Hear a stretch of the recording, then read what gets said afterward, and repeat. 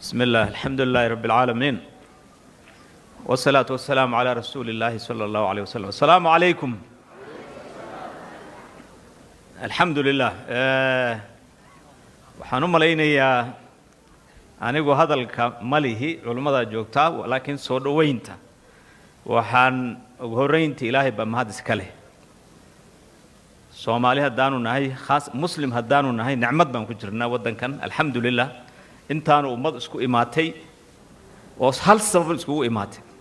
Ilaahay dartiis iyo diintiis wax kale aanu soo nimad malaha ganacsi isku imaanin waa diinta lagama helo ummad kale oo maanta magaalada wadankan degan oo intan isku imaan karto oo muslim ah oo diin darteed isku imaado adag tahay laakiin Soomaalida alxamdulillah khaasatan Nairobi iyo waliba xaafadan Isli walaalkeedni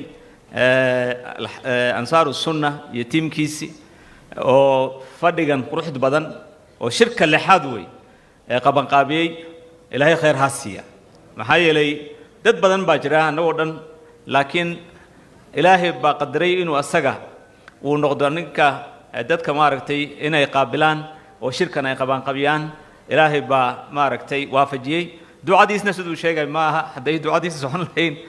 shirka ما قصدين دعادي سوي صوتا جزاه الله خير خير كله وزادي إذن كنا شعبك سومالي ده فرنتي صدوينتن مع العلماء هذا دي بقول لو بقول يجوج لهاد فرنتي تذكر نيدا بعضو لسه هيسان ودي رجلين وي أد بعضهم هسنتين سيدا وناكسن وشرفت له أدو صدويسان علماء مرول بينو إمادان مرول بينو إمادان سانم بعضو صدويسان تنوى كالجعيل كدين تدو قبتان iyo culimadeeni hadaan culimada walba soo dhaweyn mar walba soo dhaweyn aan dhageysana aan ka faa'iideysana runtii waxa weyn meel fog baan gaaraynaa culimadana aad bay u mahadsan yihiin kuwa wadankan ka imaaday iyo kuwa meel fog nooga yimid jazaahumullahu khayr oo sanad walba maalin dhoweedna way joogeen sanad walba loo yeeraa waana noo imaadaan runtii anaga Kenya dadka Kenya degan khaasatan Nairobi degan sida sharafta leh ay maaragtay ay kulamnaheeda ka soo qayb galaan waan ku maasan yihiin Soomaali alxamdulillah orta nicmad baan haysanaa oo Ilaahay uu nasiiyay wadankan waa labo midaan hadda sheegi kara mid waa orta nabad way nabad waa very important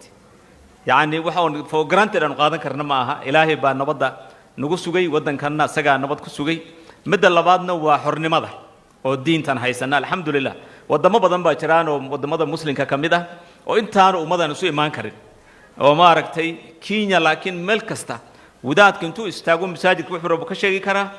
marka taasna waa nicmad kale oo Ilaahay nasiiyay niman yahow Soomaalida waxaan ka baryaynaa Ilaahay aan barina mar walba inuu Ilaahay nicmada noo ziyaadiyo nicmadan aan haysanaa ka faa'iideysan faa'iidada mid hadda fadhigana kamid ah ilmihan wax bari hayno iskuuladaha dugsiyada madarasooyinka jaamacada islaamka laga furay waxaan oo dhan waa nicmad Ilaahay nasiiyay marka aan ka faa'iideysana wadankan dadkoo dhan lama jecla mar walba horta qaadaneen in wadankan lagu jecel yahay cadawgaadu waa badan yahay bari dhaweed markii la furay moolkan waad maqasheen waa la socotaan social media waad la socotaan dadkan wada deganahay dad badan oo wada deganahay baa qayl far badan ka qabay waxay dhaheen war nimankan haday moolkan furaan de magaalada way la wareegeen Nairobi aan ka guurna caasimad kale hana loo dhisay nimanba waxay soo jeedeen caasimad kale hana loo dhisa marba tan way tagtay Soomaali waa lagtay Nairobi kuma haysat marka horta cabsi hadii laga qaba ma aragtay cabsida laga qaba in laga xishooda laga cabsooda laga baqa laga dambeeya Ilaahay baa keeni kara wadaas wad Ilaahay baa haysta Ilaahayna hadii waxa way cabsidaas iyo dhibaatooyinkan maaragtay oo dhan waan maaragtay ka badbaadayna nicmadan haysana maanta oo awoodna si Ilaahay inaan dukaamadan aan dhisana ganacsigan aan sameeyna gaaladan waxay u arkaan Soomaalidu wadankan dhaqaale inay ku dhageen dhaqaalaha wadankan ba inuu Soomaali kaliya leedahay bay aaminsan yihiin alxamdulillah yaa banahan laakiin wixii Ilaahay uu nasiiyay alxamdulillah sidii hore wadankan waan joogi jirnay Nairobi isli wad arki jirteen alxamdulillah nicmad way nicmadana Ilaahay aan ku shukrino walaalaheen waxaan uga baxayaa Soomaali Nairobi degan aan ku dadaalna كينيا دين تان كود دالنا دين تان هدان ربسينا تخوض عبس إلهي كعبسديس يأمر كيسي وحيابا فسقي يمارك تحمانت هدين ليريه إلهي بركديسي نعمديس وينون زياديس وادقرنا إنسان مرك إنتاسان كود دالنا هذا الكمر ديرانا وحنصور وين علماء آدي آد بعضهم سنتين جزاكم الله خير كل جيني any time ودنك الحمد لله أنا كان أنت تبرتني ودن كان I think عبد الرزاق next time سياسيين الصومالي ودن ويرا وصد أفرتم وديهن لقيا بينا يتون لباتن إمادان لكن نفس الدود وحبي كفايدين جوجتان كودن أنا نفس الدود وحبي يكون رنيسا ودن كنا مر والباء وقايلة جرتا وهنوبا هنهي إن ماركتي أنا كنا عن قايلين مثلا هاد ودن كان ودن قال هان بانو بوكو حساب سنية مسلم يعني ماينوريتي هان بانو لو حسابها لكن دد فرق بدن وقالان لنون هاي علماء waxay dhahaan maaragtay مثلا had fiesta waxay ku jiraan Christmas marka sida caadiga ah anaga diintoodi ma dhaxgalayn arimoodi ma dhaxgalayn laakiin mar walba waxaan aaminsanahay Soomaali hadaan nahay muslim hadaan nahay wadankan inaan xaq ku leenahay ayagana aan ixtiraamna ayagana diintayna ixtiraamaan nimba diintiisi maaragtay wixii asagana aan la faragelinin haddii xafladooda ay leeyihiin sida hadda anaga xornimo ku haysan xafladayna ay soo dhaxgalaynin ayagana tood inaan la faragelinin oo toodina maaragtay lagu arimahoodina lagu ixtiraamo intaasan wadankan maaragtay aan ku noolnahay Soomaalidu muslimku waa badan yahay populationka wadanka mootay haddii